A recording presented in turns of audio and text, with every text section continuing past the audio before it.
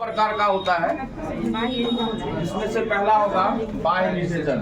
Heading लीजिए बाह्य निषेचन।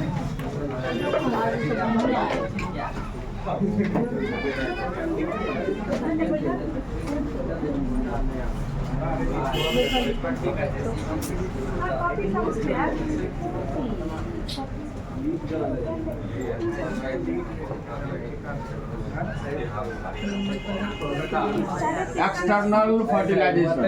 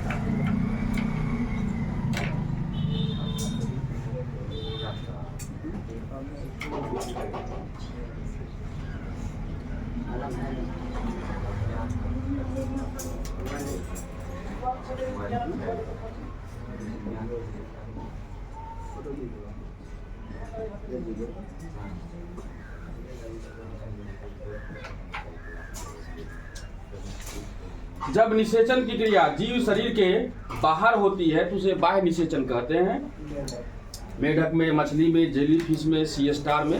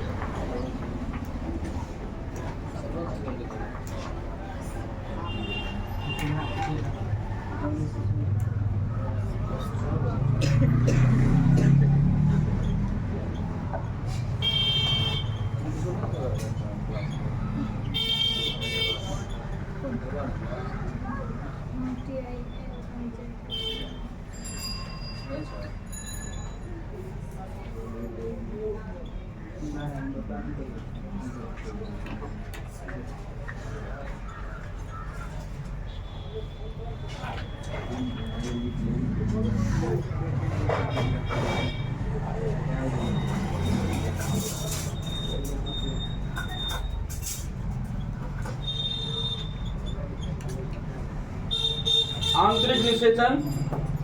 जब निषेचन की क्रिया जीव शरीर के भीतर होती है उसे आंतरिक निषेचन कहते हैं। जैसे आप देख रहे हैं पौधे हैं, जंतु है, मनुष्य है।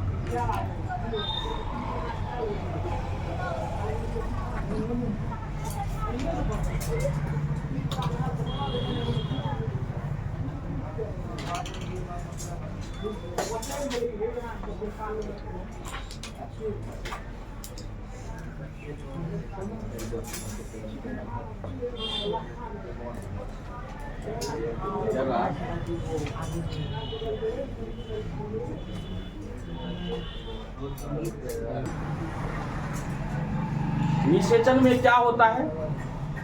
नर युग्मक और मादा युग्मक मिलकर के युग्मनज का निर्माण करता है निषेचन। तो निषेचन जब भी होगा तो कौन सा प्रजनन में होगा? लैंगिक की अलैंगिक? तो निषेचन की क्रिया लैंगिक प्रजनन में होती है। तो आपका मुख्य टॉपिक जो चल रहा है वो आपका है लैंगिक जनन की घटनाएं। क्या है? लैंगिक जनन की घटना में कितना घटना आया था? 3 घटनाएं। पहला घटना क्या था? निषेचन पूर्व घटनाएं, वो क्लियर हो गया। दूसरा क्या था? निषेचन, वो भी आपको क्लियर हो गया। निषेचन की परिभाषा, और निषेचन कितना प्रकार का है? 2 प्रकार का, जिसमें से बाह्य निषेचन जो होगा किसी माध्यम में होगा, मतलब जीव शरीर के भीतर नहीं होगा, बाहर होगा। जैसा कि इससे पहले क्लास में मैंने मेढक को बताया था, मेढक में नर और मादा जो होता है अपना अपना युग्मक जो है जल के सतह पर रिलीज करता है, उत्सर्जित करता है, छोड़ता है। और ये जो बाह्य निषेचन जिन जीवों में होता है वो समकालीनता को प्रदर्शित करता है। समकालीनता का अर्थ होता है सिनक्रोनी, मतलब एक ही समय में जो है नर युग्मक को छोड़ता है और मादा जो है मादा युग्मक को छोड़ता है।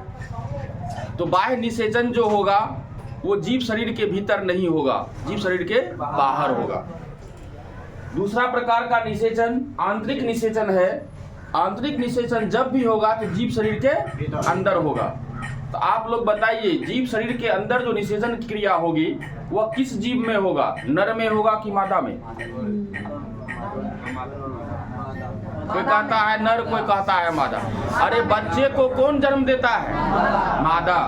इसलिए आंतरिक निषेचन की क्रिया किस में होगी? मादा में होगी।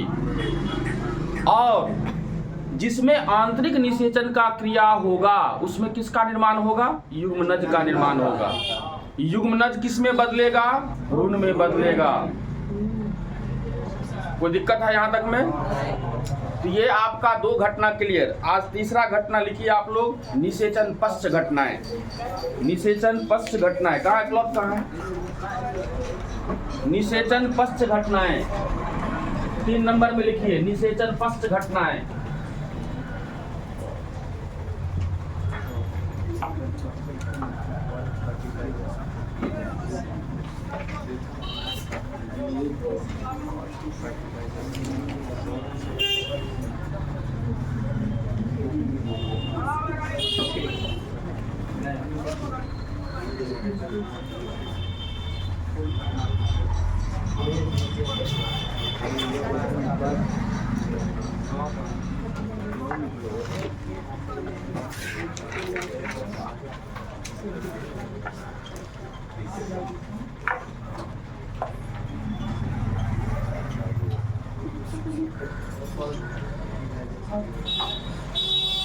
निषेचन पश्च घटनाएं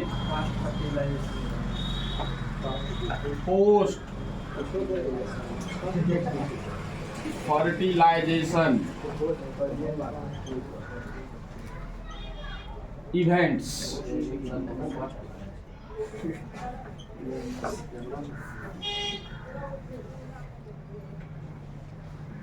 लिख लेना है निषेचन पश्च घटनाएं।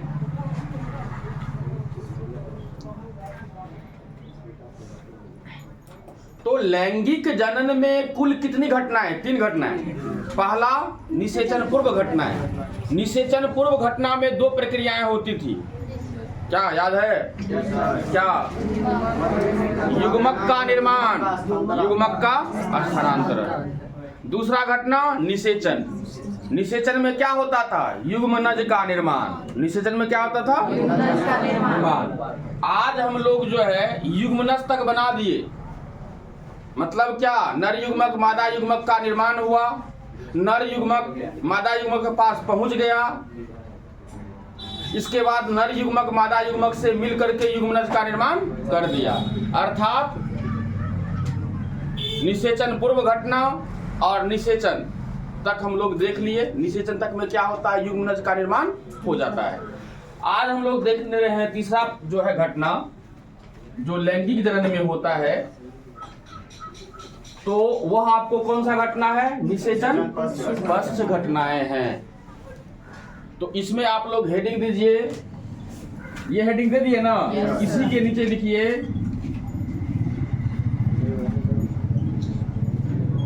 जीवों में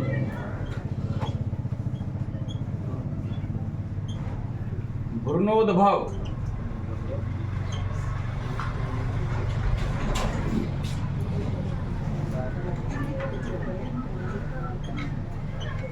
embryogenesis in living organisms।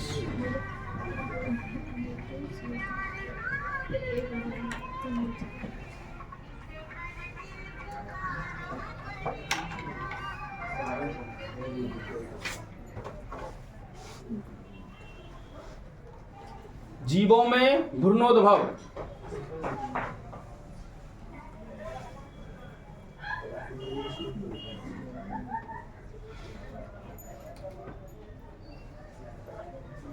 जीवों में भ्रूणोद्भव embryogenesis in living organisms।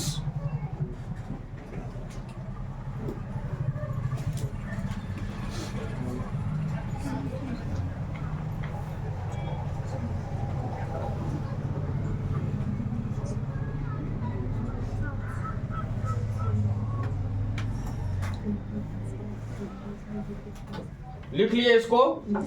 अब देखिए यहाँ पर ध्यान से समझिएगा कि लैंगिक जनन में 3 घटना जो था, पहले घटना में हम लोग क्या देखे थे, युग्मक का निर्माण। क्या देखे थे, युग्मक का निर्माण, मतलब युग्मक जनन। दूसरा प्रक्रिया क्या हुआ था, युग्मक का स्थानांतरण।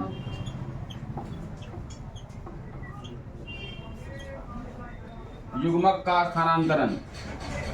फिर क्या हुआ था कि ये नर युग्मक मादा युग्मक दोनों मिल करके क्या बना दिया था, युग्मनज। कोई दिक्कत है? अच्छा बताइए, तो हम लोग लैंगिक जनन की घटना पढ़ रहे हैं, जिसमें पहला घटना निषेचन पूर्व घटना था, उसमें युग्मक का निर्माण हुआ था, युग्मक का स्थानांतरण हुआ था। तो लैंगिक जनन के जिस घटना में, ध्यान दीजिएगा, लैंगिक जनन के जिस घटना में युग्मक का निर्माण होता है, युग्मक का स्थानांतरण होता है, इस घटना को क्या नाम दिए थे, निषेचन पूर्व घटना। यहाँ देखिए, निषेचन पूर्व घटनाएं। कोई दिक्कत? और जिस घटना में नर युग्मक मादा युग्मक के पास पहुंचकर युग्मनज का निर्माण कर दिया, उस घटना को क्या कहते थे, निषेचन। ये दूसरा घटना, ये पहला घटना। तो लैंगिक जनन में 2 घटना हम लोग पढ़ चुके हैं ना, निषेचन पूर्व घटनाएं और निषेचन। अब क्या होता है, निषेचन के बाद आपसे पूछेगा निषेचन में क्या होता है, कहिएगा युग्मनज का निर्माण होता है। निषेचन में क्या होता है, युग्मनज का निर्माण। अब जो है क्या होगा, ये युग्मनज का विकास होगा। क्या होगा, विकास। और ये युग्मनज बदल जाएगा भ्रूण में। भ्रूण को अंग्रेजी में क्या कहते हैं, एम्ब्रियो। क्या कहते हैं, एम्ब्रियो।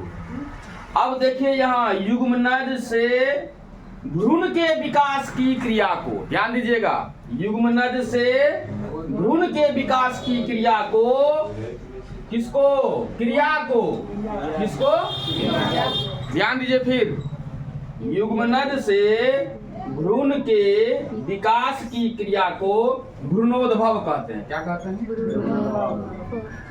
भ्रूणोद्भव। इसी को हम लोग कहते हैं एम्ब्रियोजेनेसिस।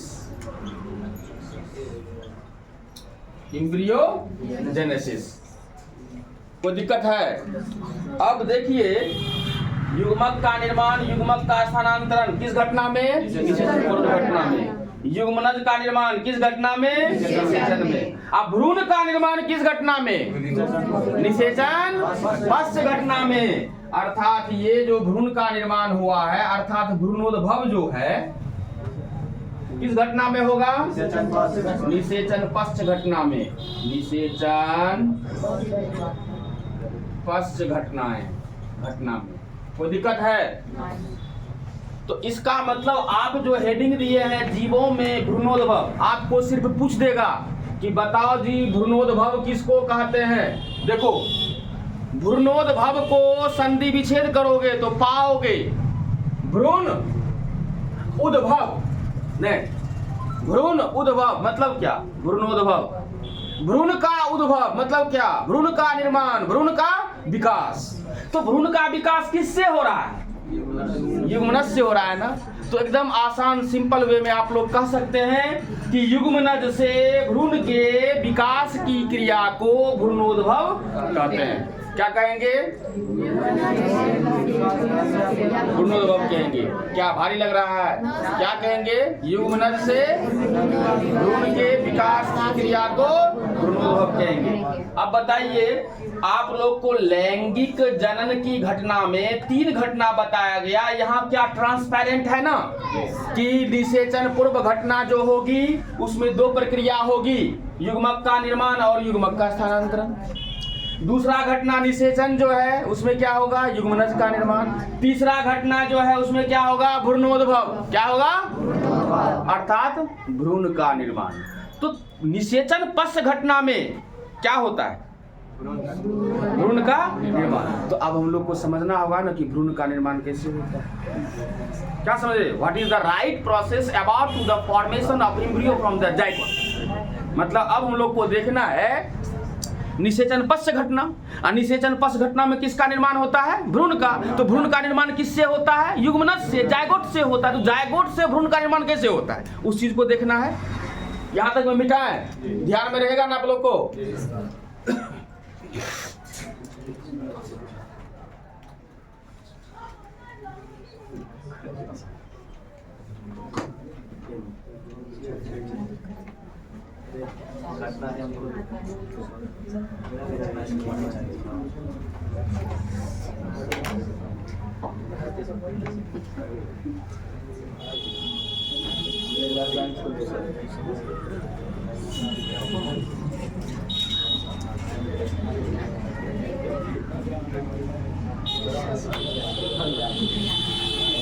जीवों में भ्रूणोद्भव लिख दिए है ना, उसके नीचे पैराग्राफ चेंज कीजिए और लिखिए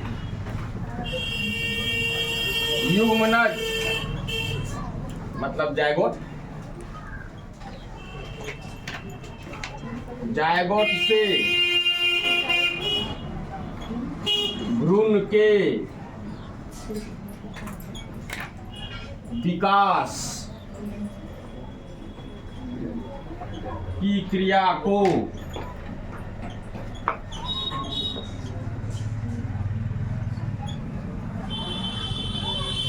भ्रूणोद्भव मतलब एम्ब्रियोजेनेसिस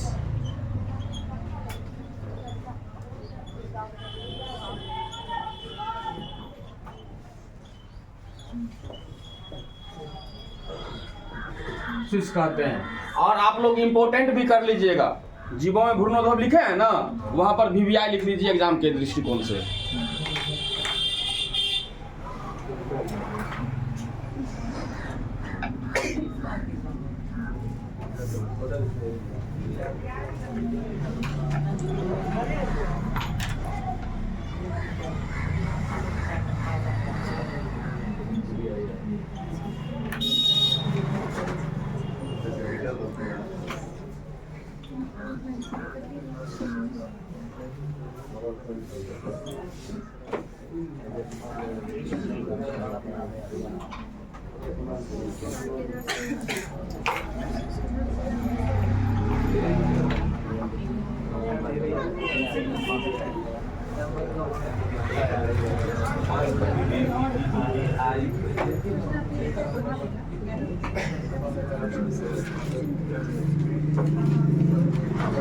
युग्मनज से भ्रूण के विकास की क्रिया को भ्रूणोद्भव कहते हैं। इसका इन इंग्लिश हम लिख दिया है, the process of development of embryo from the zygote known as और कॉल्ड एम्ब्रियोजेनेसिस। जिसको लिखना है लिख लीजिए, अन्यथा जो नहीं लिखना चाहे नहीं भी लिख सकते हैं। लेकिन एक लाइन का परिभाषा है, the process of development of embryo from the zygote known as और कॉल्ड एम्ब्रियोजेनेसिस।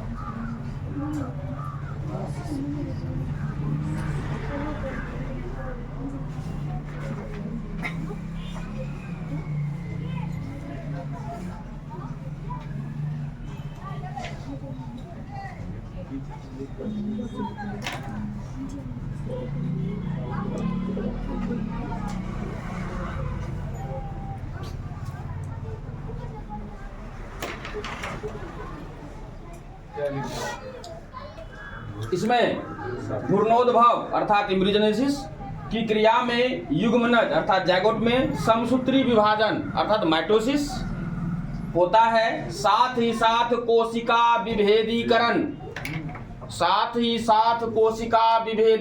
सेल डिफरेंशिएशन होता है।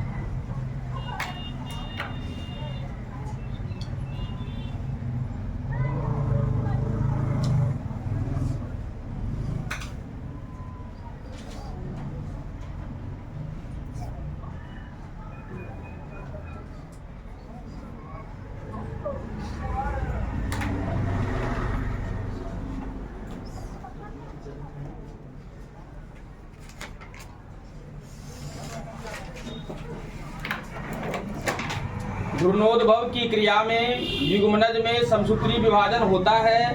साथ ही साथ कोशिका विभेदीकरण सेल डिफरेंशिएशन होता है।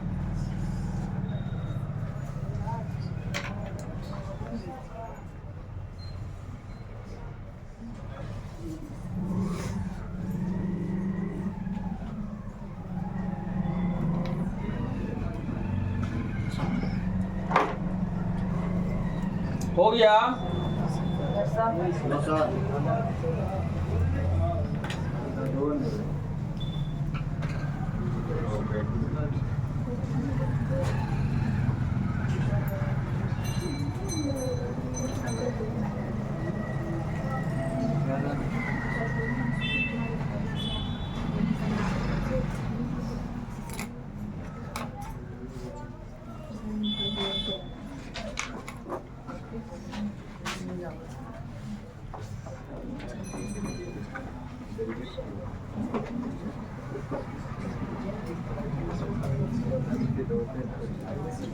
हो गया।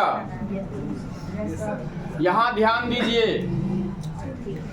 आप भ्रूणोद्भव पढ़ रहे हैं। भ्रूणोद्भव में क्या होता है? भ्रूण का उद्भव मतलब भ्रूण का निर्माण। तो भ्रूण का निर्माण किससे होता है? युग्मनज से। इसलिए हम लोग परिभाषित कर लेंगे भ्रूणोद्भव को। क्या? युग्मनज से भ्रूण के विकास की क्रिया को क्या कहते हैं? भ्रूणोद्भव। मतलब युग्मनज से जो भ्रूण बनता है उसी क्रिया को हम लोग क्या कहते हैं? भ्रूणोद्भव कहते हैं। अब यहाँ पर दूसरा सेंटेंस आप लोग पढ़िए कि यहाँ हमने लिखा है कि ये जो युग्मनज से भ्रूण बनता है उसमें किससे भ्रूण बन रहा है? युग्मनज से। तो युग्मनज से जो भ्रूण बनता है उसको भ्रूणोद्भव कहते हैं। तो युग्मनज से जो भ्रूण बनता है तो युग्मनज में आखिर क्या होता है? तो दो प्रकार की प्रक्रियाएं होती है। युग्मनज में क्या होता है कि प्रक्रियाएं होती है। पहला प्रक्रिया क्या होता है? युग्मनज में समसूत्री विभाजन होता है। क्या होता है? अच्छा बताओ, समसूत्री विभाजन होगा तो क्या होगा? निर्माण होगा।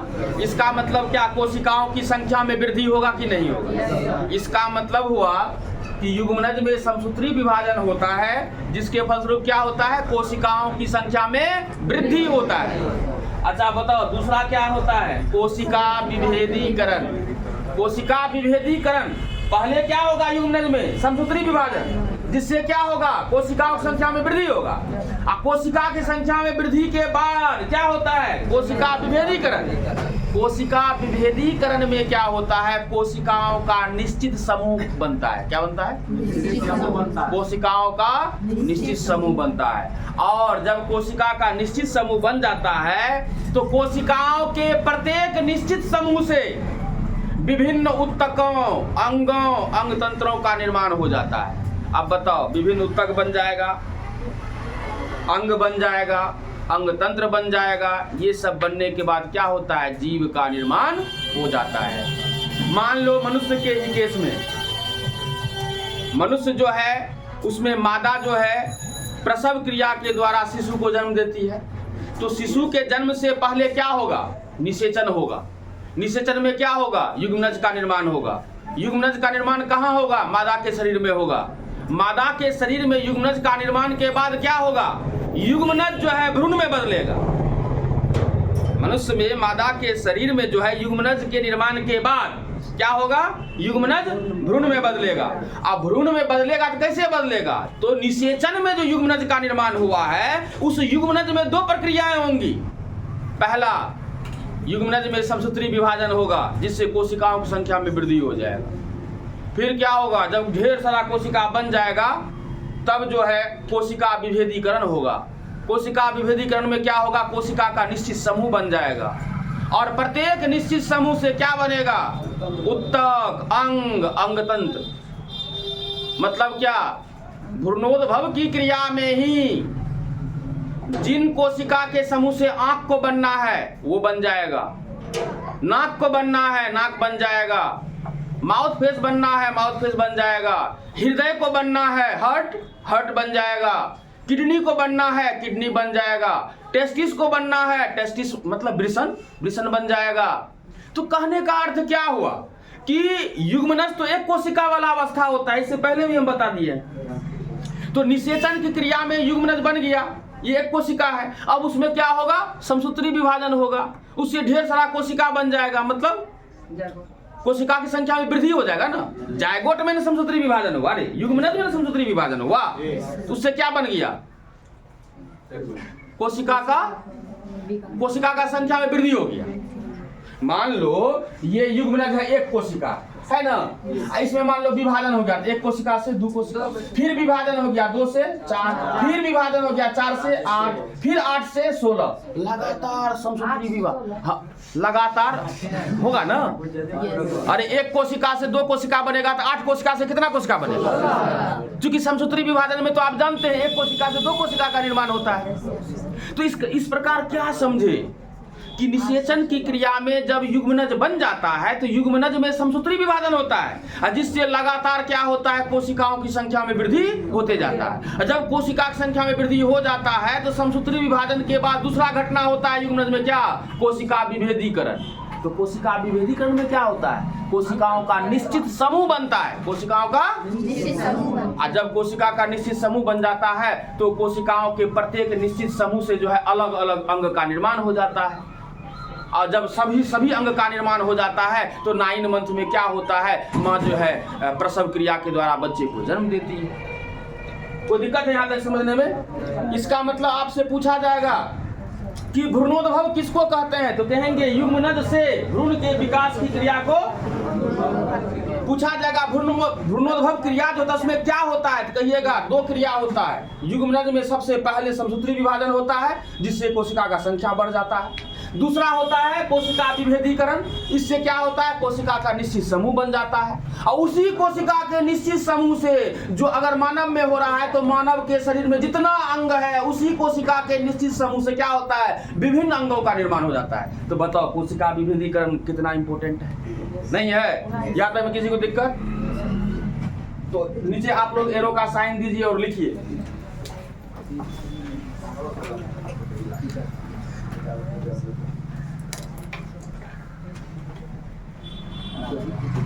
लिखिए युग्मनज में समसूत्री विभाजन से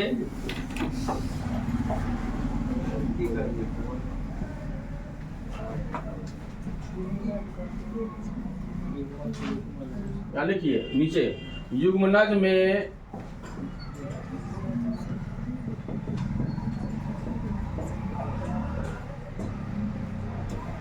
समसूत्री विभाजन से, समसूत्री विभाजन माना माइटोसिस। देखो दो प्रकार का विभाजन होता है, माइटोसिस मियोसिस, मतलब अर्धसूत्री विभाजन समसूत्री विभाजन। तो जायगोट में जो है हर हमेशा क्या होगा, माइटोसिस मतलब समसूत्री विभाजन, और उसको दूसरे नाम से भी हम लोग जानते हैं क्लीवेज। क्या मतलब खंडन। या तो आप कह दीजिए कि युग्मनज में खंडन होता है, या फिर कह दीजिए समसूत्री विभाजन होता है। कभी भी युग्मनज में अर्धसूत्री विभाजन नहीं होता है। पूछा जाएगा आपसे कि युग्मनज में युग्मनज तो एक कोशिका वाला अवस्था होता है, तो युग्मनज में कोशिका की संख्या में वृद्धि कैसे होता है? तो कहिएगा कि युग्मनज में समसूत्री विभाजन या क्लीवेज होता है, खंडन होता है, जिसके फलस्वरूप क्या होता है, कोशिकाओं की संख्या में वृद्धि होता है। कोई दिक्कत नहीं है। देखिए युग्मनज में समसूत्री विभाजन से कोशिकाओं की संख्या में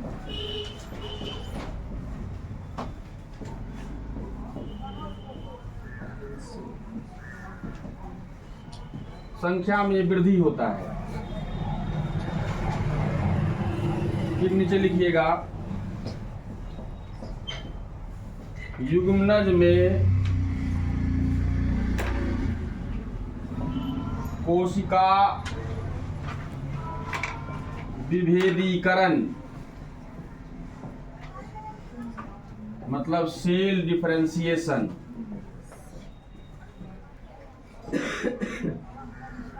सेल डिफरेंशिएशन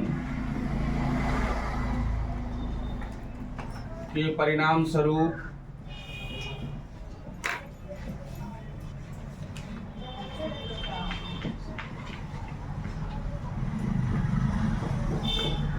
कोशिकाओं का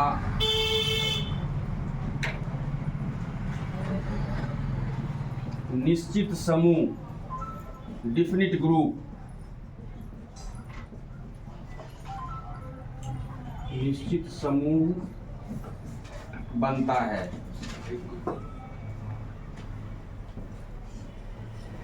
इसी कोशिकाओं के निश्चित समूह से, इसी कोशिकाओं के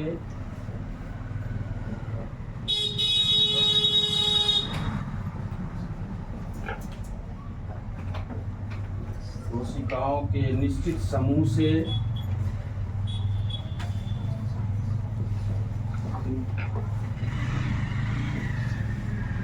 से विभिन्न ऊतकों मतलब टिश्यूज, विभिन्न ऊतकों, अंगों मतलब ऑर्गेन्स, और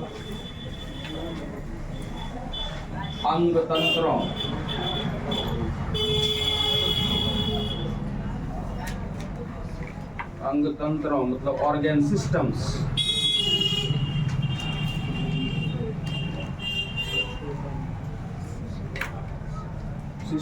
का निर्माण होता है।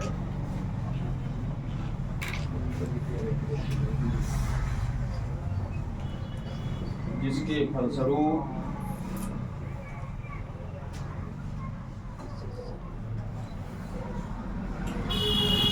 संपूर्ण जीव बनता है, संपूर्ण जीव का शरीर बनता है, संपूर्ण जीव का शरीर बनता है।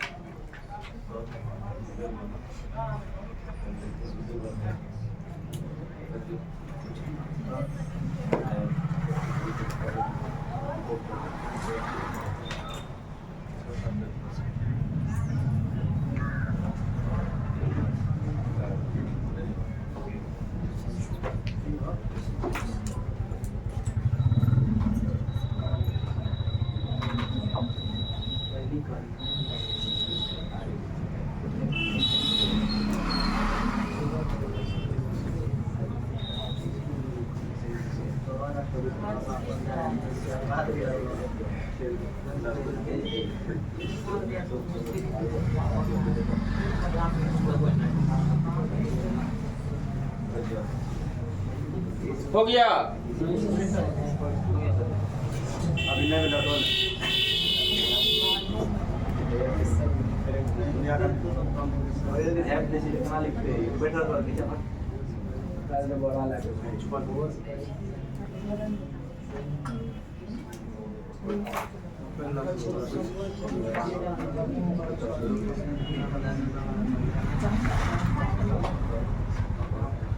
ये ऊपर का बेटा है, ऊपर का जी सर।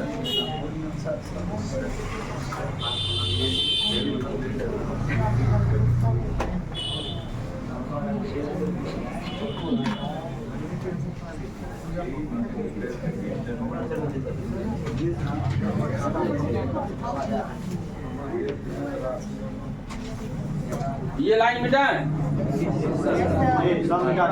हो गया। अच्छा लिखो लिखो, कोई दिक्कत नहीं, लिखो तुम।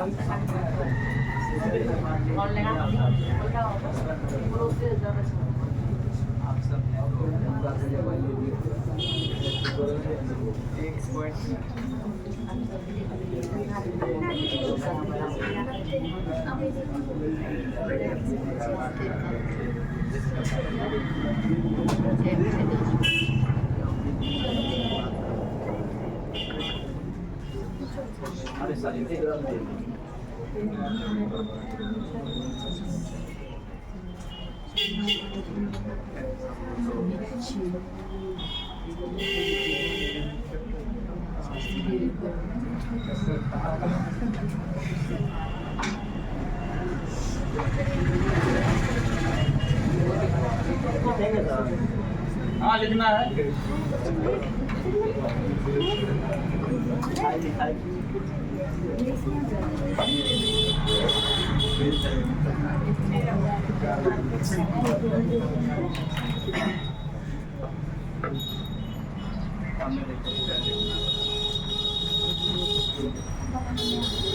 नीचे वाला मिटा है।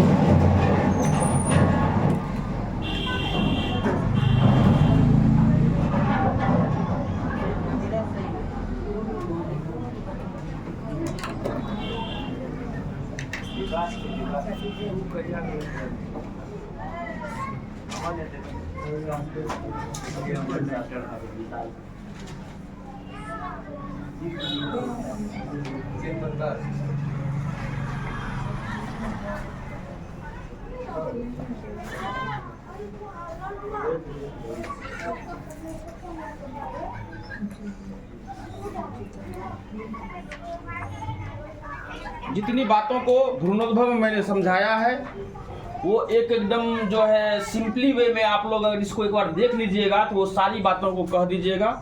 तो आपको अगर भ्रूणोद्भव आता है तो इससे पहले जो लिखा है उसको लिखना है। ये आपके समझने के लिए मैंने लोगो बना दिया है।